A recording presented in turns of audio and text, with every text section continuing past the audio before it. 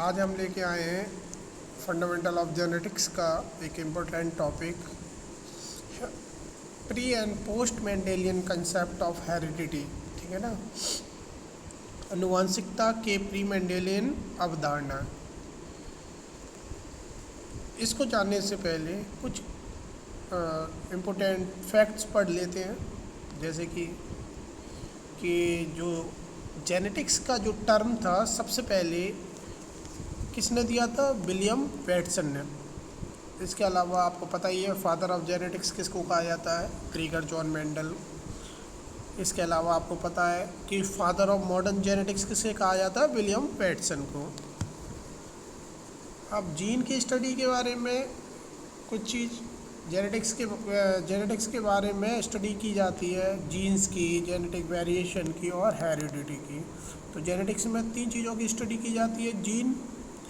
Gene क्या होता है? डीएनए का फंक्शनल पार्ट जो किसी प्रोटीन को कोड करता है या अमाइनो एसिड को कोड करता है जिससे प्रोटीन बनती है। ठीक है ना। और जेनेटिक्स में क्या किया जाता है? आनुवंशिक विभिन्नताओं का अध्ययन किया जाता है। ठीक है ना, और आनुवंशिकता का अध्ययन किया जाता है। अब बात करते हैं कि मेंडल से पहले आनुवंशिकी के बारे में कौन कौन सी अवधारणाएं विकसित थी, उन पर चर्चा करते हैं आज। तो सबसे पहले जो थ्योरी दी गई वो थी प्री फॉर्मेशन थ्योरी, यानी कि पूर्व रचनावाद। इसके बाद theory of pangenesis, theory of inheritance, acquired character, germplasm theory, ठीक है ना, वेपर थ्योरी। ठीक है, ये सब थ्योरियाँ थी। तो सबसे पहले बात करते हैं नम वाष्प सिद्धांत की, वेपर थ्योरी की। इस सिद्धांत की जो वकालत करने वाले जो सबसे पहले साइंटिस्ट थे वो है पाइथागोरस। ठीक है, उनका मानना था कि सेक्सुअल इंटिमेशन के दौरान पुरुष शरीर में कुछ प्रकार की क्या रहती है? वेपर उत्पन्न होती है जो एम्ब्रियो के शरीर के अंगों के विकास में मदद करती है। इसके बाद दूसरा सिद्धांत आया प्रजनन रक्त सिद्धांत। इस सिद्धांत का प्रतिपादन भी अरिस्टो ने किया था। उनका मानना था कि मेल और फीमेल दोनों प्रजनन रक्त का उत्पादन करते हैं, लेकिन नर प्रजनन रक्त मादा प्रजनन रक्त की तुलना में अधिक शुद्ध होता है।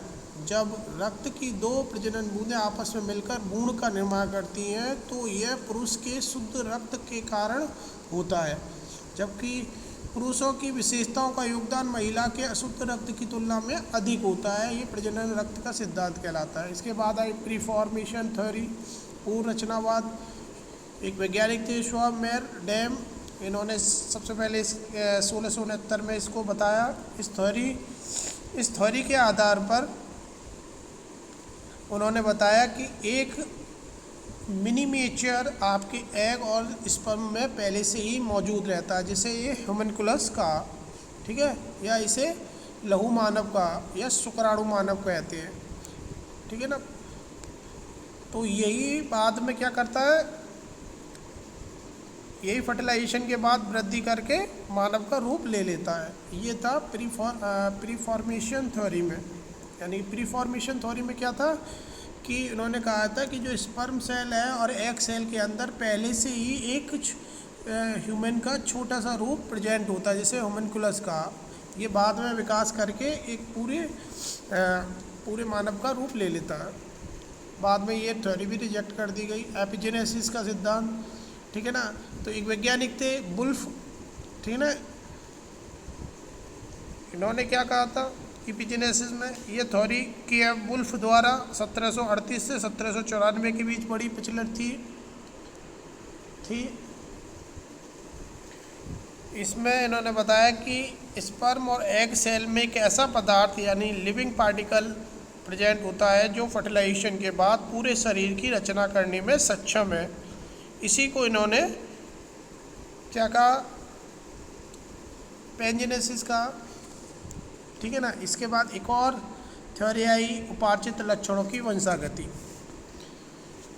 एक प्रसिद्ध वैज्ञानिक लेमार्क के अनुसार एक बार अगर कोई नया कैरेक्टर उसी व्यक्ति द्वारा अर्जित कर लिया जाता है तो वह लक्षण आने वाली संतानों में यूं ही ट्रांसफ़र हो जाता है। इस सिद्धांत को बाद में एक जीव वैज्ञानिक ने खारिज कर दिया जिसका नाम था विजमैन। उन्होंने चूहे की 22 पीढ़ियों तक क्या किया था, उनकी पूंछें काटी, फिर भी सारे के सारे चूहे पूंछ वाले ही पैदा हुए।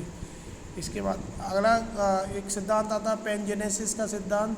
इसके जो विकासकर्ता थे वो कौन थे, चार्ल्स डार्विन, ठीक है ना।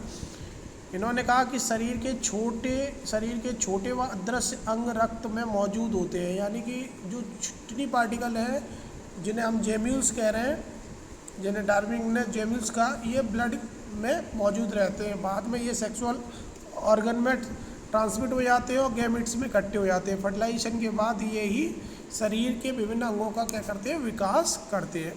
इसके बाद सबसे इम्पोर्टेंट सिद्धांत आया जो आज भी सर्वमान्य है, जर्म प्लाज्म थ्योरी। इस सिद्धांत को अगस्ट विजमैन ने प्रतिपादित किया। उन्होंने बताया कि आमतौर से शरीर के टिश्यू दो प्रकार के होते हैं, एक जर्म प्लाज्म टिश्यू और एक होता है सोमेटोप्लाज्म टिश्यू। तो जर्म प्लाज्म टिश्यू प्रजनन ऊतक होते हैं जो गैमेट्स के उत्पादन में क्या करते हैं, मदद करते हैं, जबकि दूसरे जो सोमेटिक प्लाज्म प्रजनन ऊतक होते हैं वह अन्य ऊतक या विभिन्न प्रकार के ऑर्गन बनाते हैं। ठीक है, थैंक यू।